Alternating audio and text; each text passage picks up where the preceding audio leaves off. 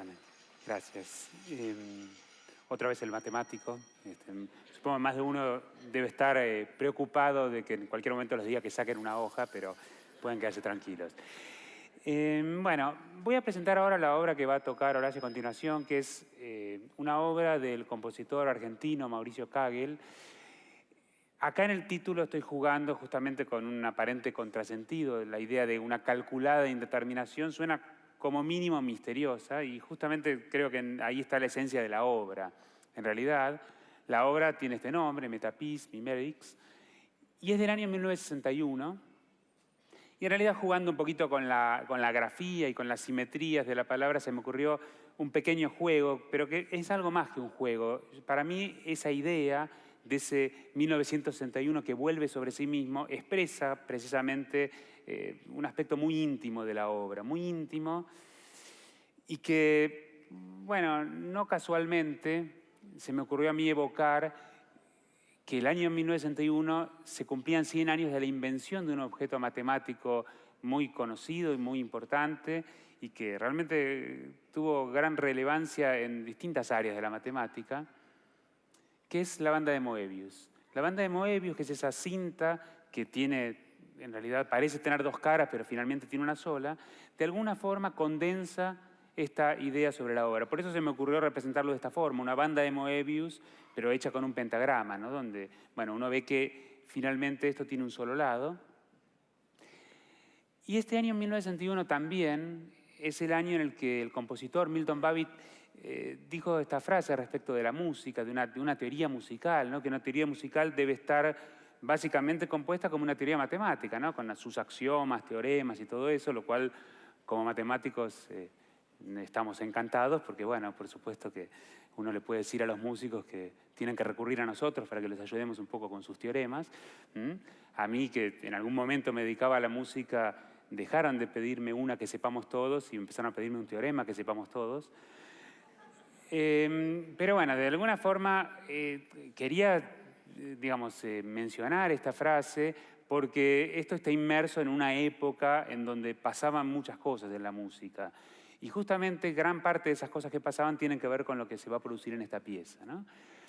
En primer lugar, cuando uno lee las instrucciones, las explicaciones de la obra, ve que de un modo talmúdico en realidad hay 4 formas de interpretarla, ¿sí? En primer lugar puede ser para piano solo, en segundo lugar para piano pero interrumpido por otras obras dentro del mismo programa, y luego también puede ser superpuesta o bien a otras obras para piano, tanto de Kagel como de cualquier otro compositor que esté vivo. De hecho, indica Kagel que hay que pedirle permiso al otro compositor, o también superpuesta a obras para otros instrumentos. Y en caso de que se produzca alguna de estas dos formas de ejecución, el título cambia. Por eso, en realidad, al principio yo escribí Metapis Mimerics, pero si se la ejecuta como la va a ejecutar Horacio hoy, hay que invertirlo y toma esta forma, ¿no? La mímesis va a tomar el primer lugar. Bueno, pasemos a esta idea de las instrucciones que yo les decía. Cuando uno abre la partitura, del otro lado va a haber una serie de instrucciones muy precisas. Justamente yo lo titulé Manual de Instrucciones, evocando ese entrañable manual de instrucciones de Cortázar, ¿no? En Historia de Cronopes y de Famas, donde se nos explica con cierta minuciosidad cómo subir una escalera, o también hay instrucciones para llorar, que espero que no sea el caso de ustedes esta noche. Y hay ciertas instrucciones, como se ha dicho alguna vez, que llegan a un nivel de absurda especificidad. Algunas son quizás insólitas para el que está acostumbrado a la música más o menos clásica, digamos, ¿no? Poner piedras sobre las cuerdas. Después hay otra que es muy interesante, que las duraciones son proporcionales a la gráfica, lo cual esa no me llama tanto la atención. Por ejemplo, también se propone hacer repeticiones obsesivas de ciertos pequeños fragmentos, ¿no? Elegidos por el intérprete. Uno puede elegir un fragmento y repetirlo cuanto quiera, obsesivamente, dice Kagel. Y las páginas también se pueden leer en un orden no del todo arbitrario, por eso está entre comillas, pero de un orden que dentro de todo es bastante libre. Ya vamos a ver con más detalle esta cuestión. Respecto de la notación para eso, uno que aprendió mal que mal a leer música, aparecen elementos bastante novedosos en esta partitura, ¿no? Por ejemplo, ese ABC significa que uno tiene como un reservorio de notas en los acordes A, B y C y elige de ese reservorio de notas también libremente. El ABC con una flechita arriba en realidad dice que el orden de los acordes se puede elegir libremente. El polígono ese dice que uno tiene que empezar en una nota e ir recorriendo todas hasta completar ese recorrido. El 50% y el puntito ese indica staccato, la rayita esa indica legato, entonces uno ahí tiene que tocar mitad y mitad, pero tampoco me dicen qué mitad. Uno elige qué 50% tocar de una forma y qué 50% tocar de otra. Y finalmente, lo que mencioné antes, la partitura tiene una forma especial que es la que va a permitir ese orden, como dije, arbitrario, como dije, bastante libre de las páginas. En realidad son 13 páginas, cada una de ellas contiene un acorde que se va introduciendo en la obra, pero no están dispuestas así como una tras de la otra, sino están dispuestas como un acordeón. Entonces se pueden plegar. Y justamente lo que indica Kagel es que uno va plegando esas hojas de manera tal que se pueden ver distintos conjuntos de hojas, ¿no? Uno puede, por ejemplo, plegar, siempre tienen que quedar 4 hojas a la vista, ¿sí? Pero uno, por ejemplo, lo que viene después de C sería, bueno, D y E, por ejemplo, los puede plegar de manera que no se vean, entonces recién se vería F. Uno puede jugar con eso y combinar de muchas maneras. Por eso no es totalmente arbitrario, porque no, siempre el plegado va a involucrar un número par de hojas, por lo tanto, nunca puedan aparecer 2 números pares consecutivos o 2 números impares consecutivos. Y del otro lado de este acordeón aparecen las instrucciones. Entonces, en ese sentido yo me refería a la banda de Moebius. Si uno cierra esta larga partitura, después la vamos a ver, la cierra como una banda de Moebius, está justamente mostrándose que hay una sola cara, ¿no? Digamos, los acordes que se presentan, ¿no? Y la partitura en sí y las instrucciones son una sola cara. Bueno, pasemos entonces a la idea de la mímesis, que propone la imitación como fin esencial en el arte, y justamente acá está expresado en todas esas instrucciones minuciosas que mostré recién, que tienen que ver con imitar los procedimientos sonoros de la época, la avant-garde, digamos, ¿no? Que incluía autores, compositores como Berio, Stockhausen, Boulez. Y referente a la mímesis, quiero mencionar algo que para mí también fue un hallazgo. Esto que tomo acá es un texto de Cervantes, pero en realidad es un párrafo que eligió nada menos que Borges para su cuento Pierre Menard, autor del Quijote. El hecho que a mí me pareció notable es enterarme de que justamente Kagel fue alumno de Borges en un curso de literatura inglesa y parece haber sufrido mucha influencia, sufrido en el buen sentido, mucha influencia de parte de Borges, entre otras esta idea de la mímesis. Fíjense, en el cuento de Borges, este párrafo de Cervantes aparece reescrito por Pierre Menard. Y claro, cuando uno lo lee palabra por palabra es el mismo párrafo. Sin embargo, Borges hace una valoración, una comparación, ¿no? Y dice que, bueno, Cervantes en el lenguaje español de la época y digamos, en las creencias de la época, ese párrafo puede pasar como normal. En cambio, para Menard, en el siglo XX escribir lo que escribió es como una audacia. Entonces, de alguna manera, finalmente el Quijote de Menard es más valioso que el Quijote de Cervantes. Bueno, y ahora pasemos a la otra idea que está en el título, la idea de metapieza. ¿Sí? Meta, como, bueno, más allá de que acá en el norte creo que tiene connotaciones, acá me estoy refiriendo a su aspecto matemático. Meta en el sentido que uno usa, por ejemplo, metalenguaje. Cuando uno usa las palabras de un lenguaje para armar oraciones y decir cosas, está usando el lenguaje, pero cuando uno se refiere a aspectos del lenguaje, ahí está usando un metalenguaje, ¿no? Todo lo que es la gramática y estudiar relaciones entre palabras va a tener que ver con el metalenguaje. Acá hay un sentido musical en la obra, pero también un sentido metamusical, y eso va a estar expresado en esta idea que fue, bueno, presentada con un efecto de Misión Imposible, ¿no? Esa escritura a máquina, pero en realidad lo presenté de esa manera porque en algún sentido es una misión imposible, ¿no? Producir lo impredecible. Por supuesto que de vuelta aparece el contrasentido, cómo uno puede calcular lo impredecible, ¿sí? Pero ahí se va a expresar el aspecto metamusical de la obra, en todo lo que va a quedar indeterminado. O sea, esas instrucciones tan precisas confrontan, contrastan con todo lo que queda indeterminado. Y que, en definitiva, provoca que haya infinitas interpretaciones posibles. Y como son infinitas, cada una de ellas va a tener probabilidad cero de ocurrencia. Lo cual, una vez más, como dije en la otra presentación, los va a poner en un evento bastante único.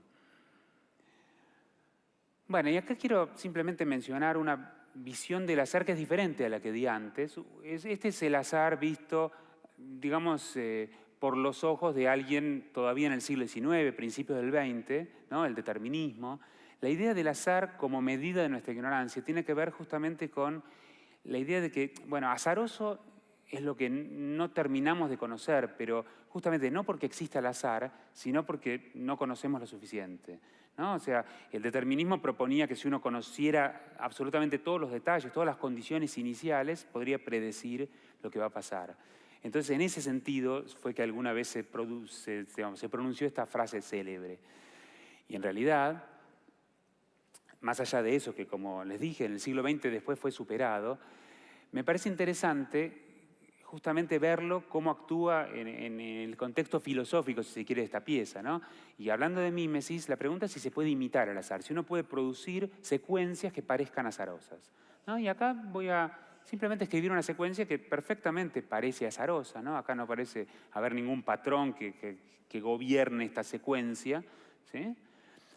Y sin embargo, esto fue producido, o sea, no fue que me pasé tirando dados o una moneda y anotando resultados, sino que lo extraje simplemente de una secuencia más larga, que no es azarosa, que es nada menos que el número raíz cuadrada de 2, que tiene, como al ser un número irracional, tiene infinitas cifras no periódicas. Bueno, esta sería la primera parte de su desarrollo. Y ahí, como un divertimento, elegí una secuencia de un cierto número, creo que 20 dígitos.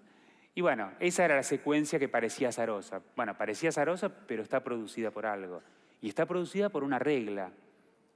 Eso es lo que me parece interesante, porque lo que Kagel propone justamente son reglas que produzcan ese efecto azaroso.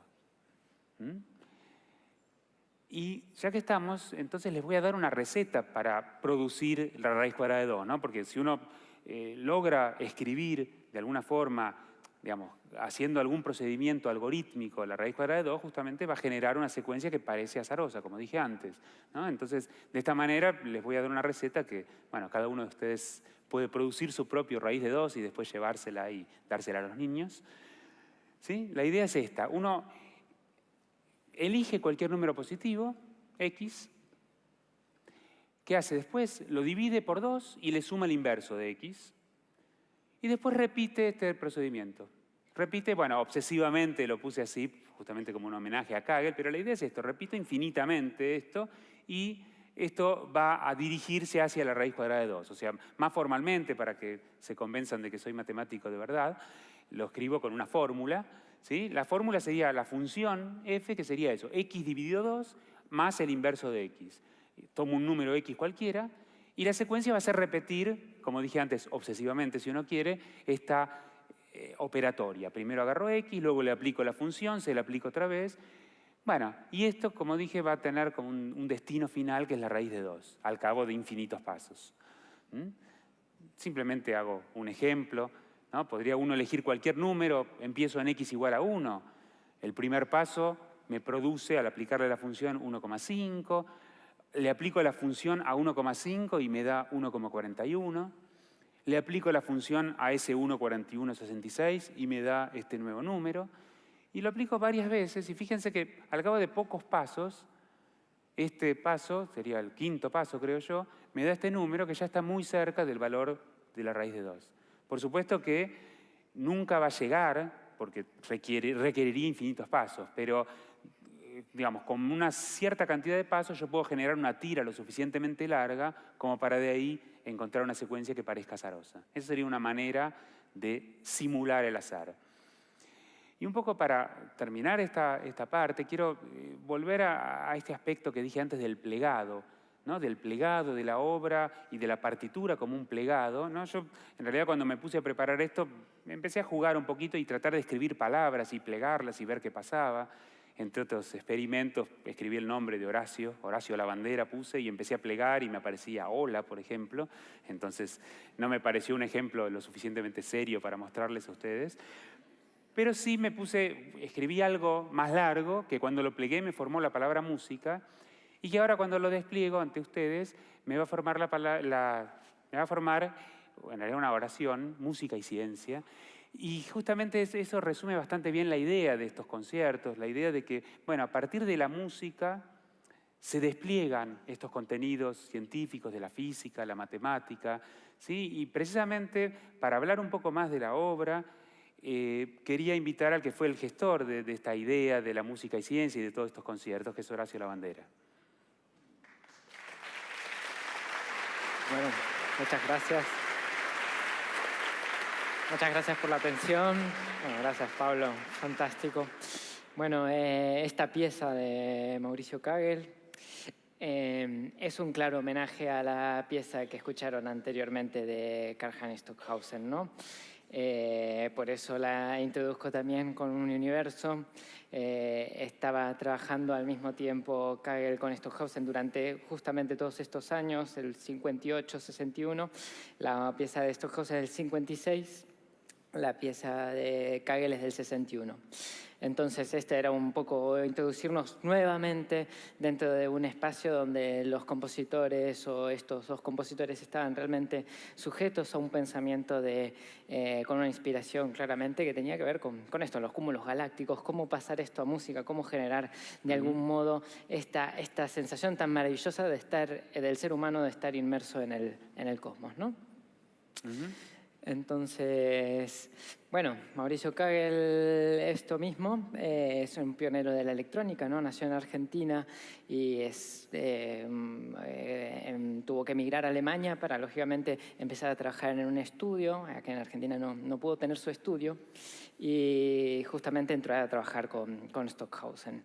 Y trabajando así, como asesor en electrónica, asesor en la música y al mismo tiempo ir componiendo y presentando sus propias composiciones en la radio, ¿no? Pero precisamente esta obra, en realidad, una de las posibilidades es combinarla con electrónica, ¿no? Claro, justamente por eso elegí una de las piezas que apenas llegó Kagel a Alemania, trabajó en esta pieza que van a escuchar, al mismo tiempo que Mimetics es la obra Transición, ¿no? Entonces quería simplemente dar a conocer dos ejemplitos. Bueno, esta es una partitura que luego vamos a mostrar, que en cada hoja hay una letra. Cada letra corresponde a un acorde distinto, un acorde que fue tomando con un sonido muy especial. Entonces voy a tocar el acorde A y el acorde B, que curiosamente estos dos acordes se van interpolando a lo largo de todas las letras. Pensemos que cada vez que transcurren cada una de estas letras, hasta la letra M, realmente se hace una masa cada vez más compleja de acordes y posibilidades para el intérprete. Luego uno la pliega a la partitura y le da la estructura que quiere. Pero el comienzo con la letra A es simplemente un acorde que tiene también una historia muy curiosa, que tiene que ver con Mozart y Haydn y la imposibilidad de tocar un acorde plaqué que sea como este de Kagel. Tiene que ver con una historia de una vez que Mozart escribió un acorde y lo vio Haydn y le preguntó, pero maestro, ¿cómo puede tocar este acorde? Y con la nariz. Entonces, este acorde primero es muy, muy curioso porque justamente es un guiño a este procedimiento de Mozart de haber escrito un acorde que solamente se puede tocar con la nariz simultáneamente. Kagel señala que en lo posible cada uno de estos acordes con cada letra se toque simultáneamente. Lo cual, abrir la partitura y encontrarse con este acorde de la letra A, la única manera es tocarlo con la nariz, ¿no? ¿Qué es esto? Estas distancias, ¿no? La única manera es hacerlo de esta manera. No me ofrezco porque una nota te va a sonar mucho más fuerte que las otras. Bueno, entonces, tener muy en cuenta el acorde A, lo que quería hacer que lo percibieran, porque lo van a escuchar durante los 13 minutos que dura esta pieza, ¿no? Cada letra es un minuto. Entonces, do, si, do. Y podemos pasar al siguiente, el acorde B. El acorde B realmente es trabajando justamente con los espectros que hablaba antes de Stockhausen, el si bemol con el fa. Entonces, ya con esto, con A y B, ya hay un montón de material de un modo cómo lo distribuye, cómo lo hace pensar, y así hasta la letra M. Sí, ahí aparecen además lo que mencioné antes, ¿no? De A, B con las flechitas arriba, Claro. que indican... Eso indica justamente la posibilidad de empezar a jugar con grupos de notas, como lo señala él, jugar con los pedales, jugar con todas las resonancias posibles con estas notas que va dando el compositor, ¿no? Y entonces finalmente les mostramos un poquito la partitura, que es realmente muy interesante, muy gráfica. Ajá. Para que vean del tamaño que es y lo que uno primero se encuentra cuando encuentra esta partitura, ¿no? Primero, cómo hacer para colocarla en el piano, ¿no? Y luego, bueno, empezar a estudiar un poco cómo empezar a jugar con todos los elementos. No, el plegado, eso que decíamos antes, ¿no? Esta idea de que uno, claro, puede juntar de cualquier manera siempre que se vayan plegando. Claro, entonces es decir, uno puede empezar a jugar de todas las maneras que se pueda plegar. Y así, bueno, ir desarrollando una propia versión, ¿no? Entonces, pasamos ¿Cuál sería un poquito. la tuya? A ver. Entonces, aquí tenemos desde la A hasta la M, ¿no? Esto es lo que ocurre, cada uno es un minuto, entonces a cada una le asigné un minuto que va a estar en concordancia con la cinta. Y mi versión es la que sigue, ¿no? Empieza con la I, luego GH, ALM, DF, JK, BC, ¿no? Así completo la versión de Mimetics en conjunto con la obra Transición de Electrónica, todo Mauricio Kagel, y bueno, espero que lo disfruten mucho. Sí, lo que, digamos, vos elegís tocar todas las notas a pesar de que Kagel propone que eventualmente se salteen algunas, a todas las hojas, ¿no? Claro, uno puede saltearse unas, pero nunca puede repetir. O sea, hay un homenaje a Stockhausen, pero hay otras reglas, ¿no? Hay otras reglas que no permiten al intérprete repetir alguna u otra página, justamente por eso, porque él va jugando a compensarlo esto con estas inclusiones de A o B durante el transcurso de la pieza y otras, ¿no? Y otras incursiones de otras letras. Bueno, los invito entonces a escuchar la versión de la obra por Horacio Lavandera. Muchas gracias.